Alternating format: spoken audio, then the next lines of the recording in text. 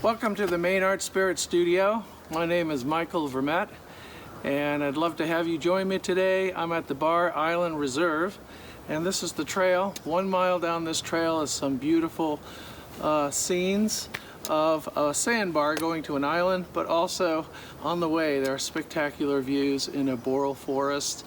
A lot of different mosses are here. It's very, very green. Can't wait to have you join me, and I'll see you at the end of this trail. The Bard Island Preserve is located on Deer Island, Maine, and is privately owned by the Nature Conservancy in Maine and managed by the Island Heritage Trust. The trail takes you through a boreal fog forest with shallow-rooted white and red spruces, making for a challenging 1-mile hike. It bypasses a small bog, then climbs to higher ground with spectacular views in the overlook looking toward Acadia National Park. Throughout the whole trail, you will find a carpet of red feathered moss from start to finish, making the whole hike feel magical. Well, behind me you can see the overlook. It's over all the different islands out in the bay. Beautiful different islands.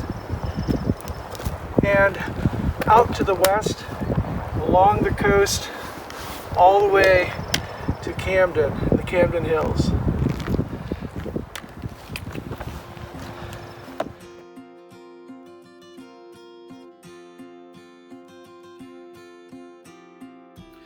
At the end of the trail, you will find a rewarding seashell and granite beach that awaits you with steep rock faces, providing an excellent place for a painted study. And here I'm going to climb up on the larger rock. It's to the right and get more of a view that's closer to my actual subject. So this is the subject today. It's actually Bard Island, and this sandbar actually connects the island to the mainland here along the coast. The rocks are incredible. They're very, very high, car-sized rocks and boulders. Beautiful sand that's made of quartz, granite, and seashell. All crushed seashell. It gives it that beautiful ochre color. You can see different vegetation on the island, different spruces and fir trees, and also a lot of different seaweed. Lichen on the trail. There's lichen everywhere. There's also barnacles, and just what I've come for. There's driftwood out there. And so what I'm going to start with is a horizon line. And I'm going to start with that like that. And the islands out there is Islaho, and then there's Scruggy Island, and different islands that are out there. And they're fantastic to include too. So I'm going to do this peninsula right here that's going to start below my horizon line. And then I'm going to bring it up. I'm not going to draw it too much, but I see that in every painting, you're going to need a vertical, a really beautiful vertical. So my vertical will be right there in the painting. And then I'm going to bring this around, and then down into the beach is going to come here and come all the way out to here like that. So I'm going to have this beautiful beach line. Now it does have different lines of the beach where the tide comes in. There are different rocks too. And there's a smaller tree here, and you can see the blue sea actually continues. There's a small island here, a bigger island here, and I'm going to get a little bit of that island. So I'm going to get a couple of the islands in, and then the geodetic rock formations that make up Bard Island. And it does go up, so that it looks like and then down again. And so this is the actual sandbar right in here. And then I'm going to have some blackish rock in here. Now this is just a small study, but I'm going to make a larger painting from this, from other photographs that I'll take. And I'll be using this mostly for color notation. I love this time of day. It's exactly 9:57, and at 11:33 is the lowest of the tide. I really love how the tide is transparent right here, so I'm going to include some of the seaweed that you see deep down. It's a very translucent day today, so I want to include a lot of that. So I'm just exploring with my pencil some of the shapes and lines that are in this landscape. And I want to be able to come down with the trees here, so I'm going to cheat a little bit of horizon line blue here and get some trees.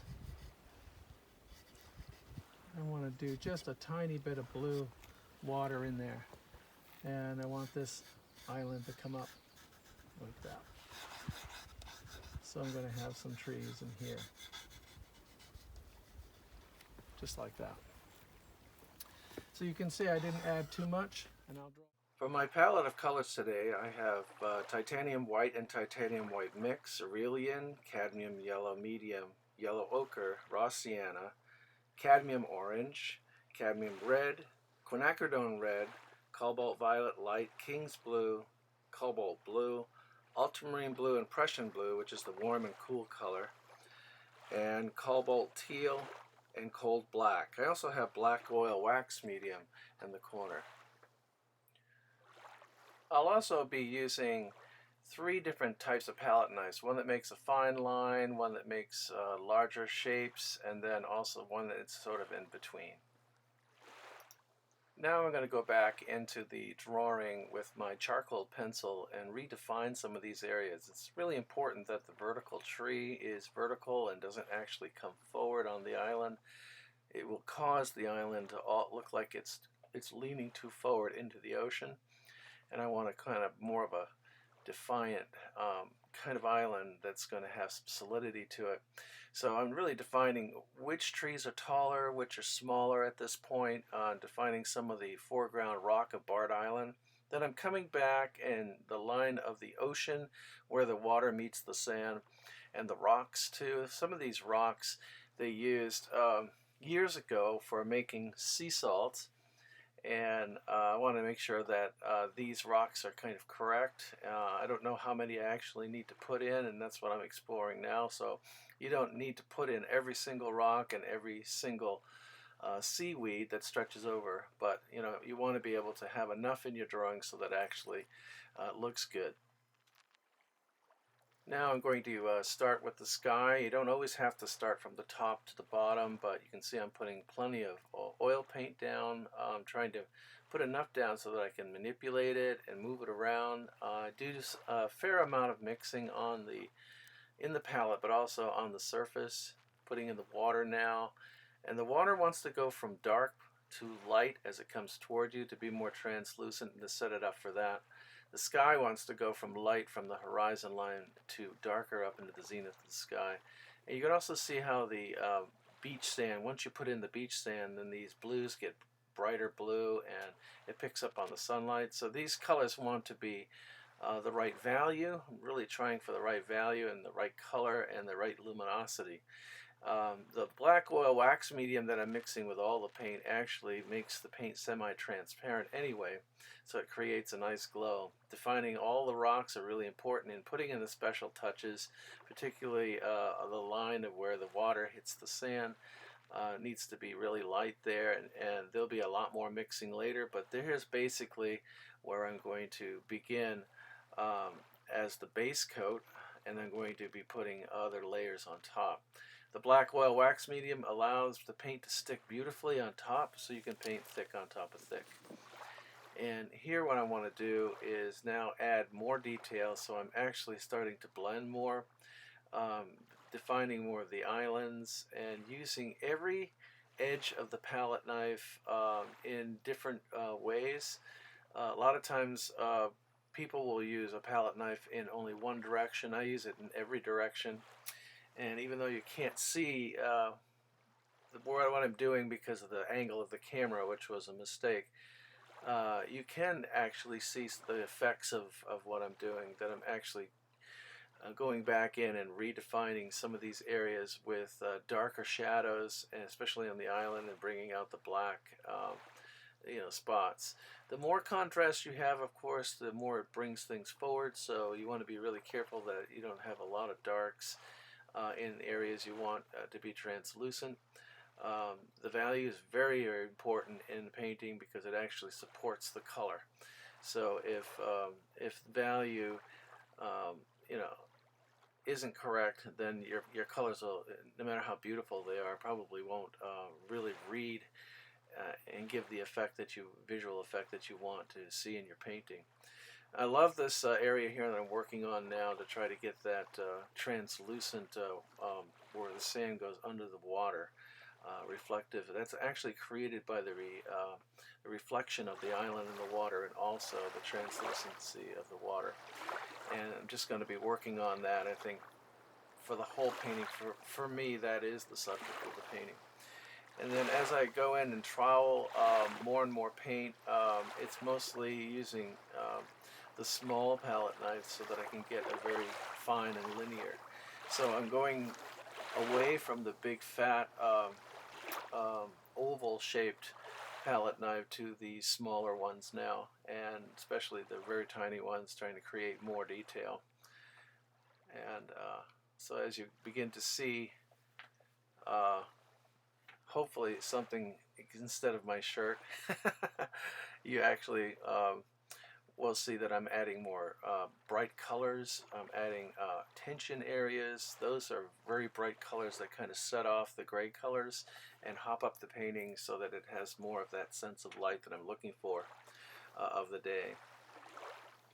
So this is a very unique type of painting area, because it's a geodetic area where actually a sandbar meets from Deer Isle into this barred island. The square of stones just as you walk out onto the Stinson Point is what remains of what local people thought of as the shack for storing salt for drying fish. This beach is such a rewarding shell and granite beach with steep rock faces and excellent places for a painted study of vertical zonation. The warning that you should have in this place is that the tides are here very strong and 6 feet literally over the sandbar to the island, and it creates a zipper-like riptide, which can be very strong and very dangerous. So you have to kind of time the tides just right. You have only 3 hours approximately to explore the island and to do a painting that actually exposes the sand connection to the island. So I'm already thinking of coming back to do this whole subject again with the riptide and the water going over the sandbar. I think that would be a very dramatic subject.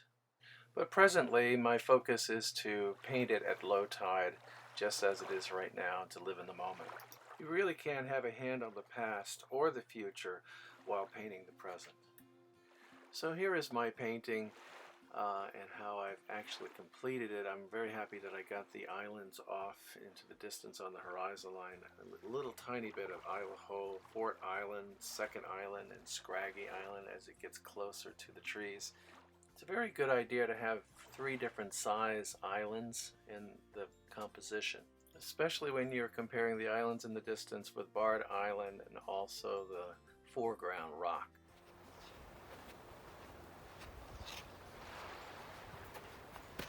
Well, that was our painting excursion for today. Thank you for joining me. Make sure you friend, like, and even subscribe, and you'll get my next video that's coming out when we'll do another hike in the wilderness. And really excited to be able to come up with a great painting today. And it's been a beautiful day for this type of place. And there is a beach that's open during COVID-19, but you do have to be careful. You have to wear your gloves. You have to practice social distancing and all of those things. So until next time, I'll see you on the trail. And remember, we're never apart when we do art.